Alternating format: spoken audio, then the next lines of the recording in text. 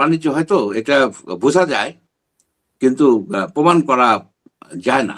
বোঝা যায় কিন্তু প্রমাণ করা যায় না। অনেক সময় দেখা যায় যে সবচেয়ে পপুলার যে ব্যক্তি সে নমিনেশনটা পেল না, আরেকজন পেল। যে পপুলার সবচেয়ে মনে করেন সে, যেমন আমাদের শিবচরে, মাদারীপুরের যে শিবচর, মাদারীপুর এক আসনটায়, সেখানে সবচেয়ে এই ছিল বহুদিন ধরেই ফ্রন্ট রানার যাকে আমরা বলি বিএনপির ভিতরে, সে ছিলেন সাজ্জাদ হোসেন লাবলু সিদ্দিকী সাহেব।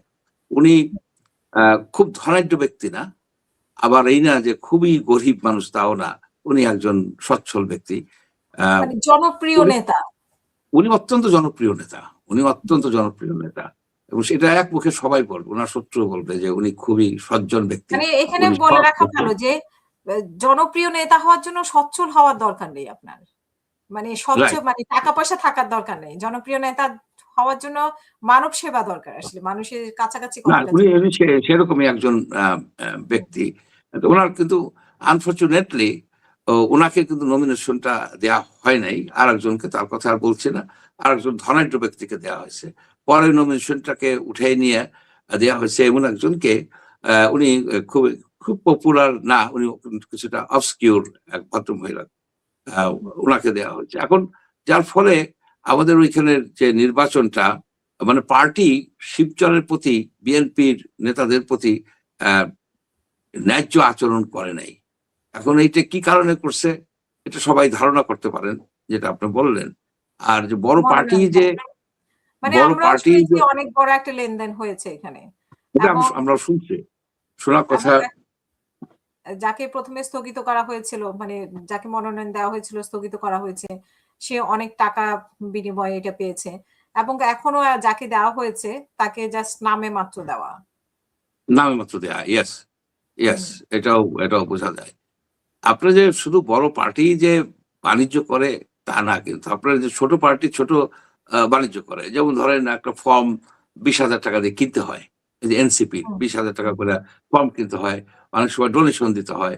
এই যে পার্টিগুলি যে বলতেছে, আপনি ধরেন এই যে নাম কি, এই চরমোনাই কেন 150-200 সিট চায় জামাতের কাছ থেকে?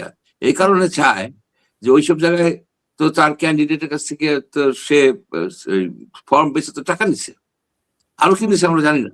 এখন যদি ওই সিট না দিতে পারে, তাহলে তো টাকা পয়সা ফেরত দিতে হবে।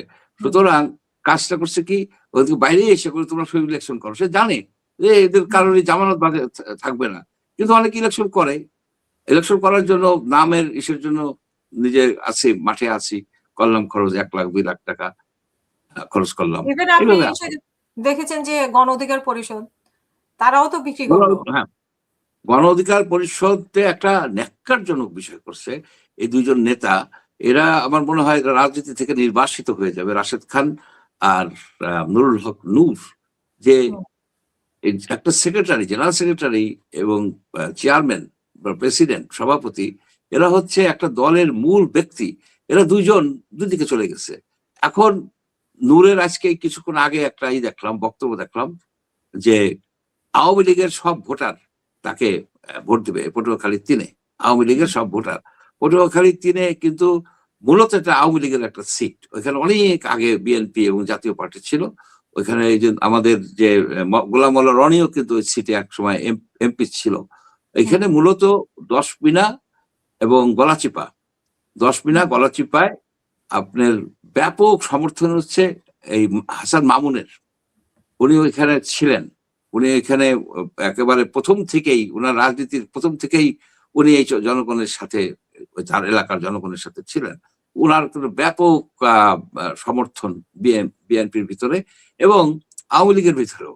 এখন নুরুল হক নূরকে এইখানে কে পাঠাইলো? সে তার যে ট্রাক চালায় সে গেল চলে, সে একটা বুঝে নাই তার এলাকা তো, তার ওইখানে 10 মিনায় 2টা ইউনিয়ন আছে, সেখানে ভোট পাবে, আর কোনো জায়গায় পাবে না। পাবে সামান্য কিছু পাবে। এখানে যারা গেছিল জেলার নেতারা, ওইখানে যে আপনার ওই করছে, পটুয়াখালী জেলা নেতৃত্ব গেছিল, জেলা নেতৃত্ব ওইখান থেকে ধাওয়া খেয়ে আসছে, রাফলি অলমোস্ট ধাওয়া খেয়ে বাইরে চলে আসছে। এখানে নূরের রাজনৈতিক ক্যারিয়ার শেষ হয়ে গেল, চিরকালের জন্য শেষ হয়ে গেল। তার তো পার্টি নেই, হুম তার তো পার্টি নাই, তার তো পার্টি শেষ, তাকে বহিষ্কার করে দিছে। আর রাশেদ খান তো পার্টির ছাড়ে আপোষেই চলে গেছে।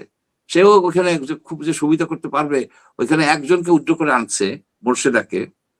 কিন্তু হুম ওইখানে ফিরোজ বলে জেনেদা চাইলে আরেকজন আছে, কন্ট্যাক্ট হয় নাই।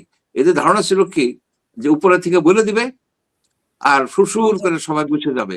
সেই দিন তো আর নাই, হুম সেই দিন আর নাই। সবাই এখন সচেতন হয়ে আহ, গেছে।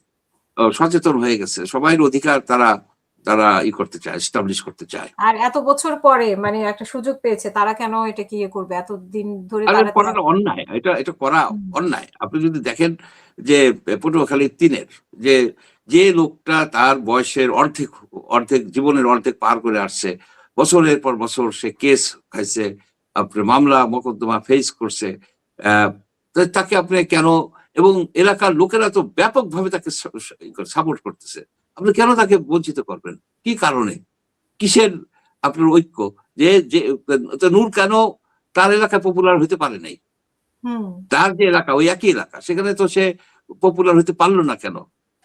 হুম, এখানে আমাদের দেশের একটা আছে যে অনেক আগের থেকেই শুরু হয়েছে টিভির মাধ্যমে, ছোট দল বড় নেতা, এরকম আছে অনেক। ছোট দল হুম, বড় নেতা যায়, এখানে হইচই করে, ক্যান্টনমেন্ট ভাঙ্গে ফেলা হবে, এটা করবে সেটা করবে, এলাকায় গেল দেখলো সাথে 4 জন লোক ধাওয়া দিল, মাইট দিল না ধাওয়া দিল, এরকম আছে তো, আমি তো হুম, দেখি, হুম, দেখি। আচ্ছা, এরকম অনেক নেতা আছে যে এলাকায় ঠিক মতো চিনে না, সে একটা হুম, চেয়ারম্যানও হইতে পারবে না, সে চেয়ারম্যানও হইতে পারবে না ভোটে দাঁড়াইলে, কিন্তু সারা বাংলাদেশ তছনছ করে করতেছে আপনার। ক্যান্টনমেন্ট ভেঙে এবং ফেলবে, ভেঙে হ্যাঁ, ফেলবে। এটা কিন্তু পলিটিক্যাল ইসের বাইরে, এটা ঠিক হয় না। যেমন আপনার ইসের এই ব্রাহ্মণবাড়িয়া 6, যেখানে জোনায়েদ সাকি গেছেন, ওই জায়গার যে বিএনপি ক্যান্ডিডেট ছিলেন, হুম, সে তো উইথড্র করে, স্বতন্ত্র ছিল, সে উইথড্র করে গেছে তাদের পার্টি প্রধানের কথায়। হুম।